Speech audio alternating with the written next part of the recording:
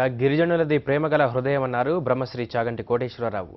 Kakinada rural Achampet junction దగ్గర గోశాలలో జరిగిన గిరిజనుల సమ్మేళనంలో ఆయన పాల్గొన్నారు. ఈ సందర్భంగా గిరిజన విద్యార్థులు భగవద్గీతలోని శ్లోకాలు, విష్ణు సహస్రనామాలను చాగంటి ముందు పఠించారు. ప్రకృతితో మమేకమై ఉండడం వల్ల కొండ కోణంలో నివసించే వారి హృదయాల్లో ఎలాంటి కల్మషం ఉండదన్నారు చాగంటి.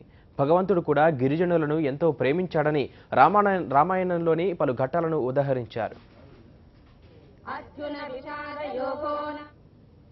కొండ కోణంలో ఉండేటటువంటి వారు, గిరిజనులైనటువంటి వారు, ఇటువంటి వారందరికీ కూడా విశేషమైనటువంటి ప్రేమ కలిగినటువంటి హృదయం, ప్రకృతితో మమేకమై ఉంటారు.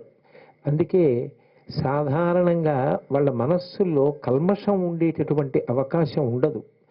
భగవంతుడు కూడా నిజంగా చెప్పాలి అంటే కొండ కోణంలో ఉండేటటువంటి వాళ్ళు ఎవరుంటారో అలాంటి పేరు తనకి పెట్టుకుని తాను కూడా పరవశించాడు.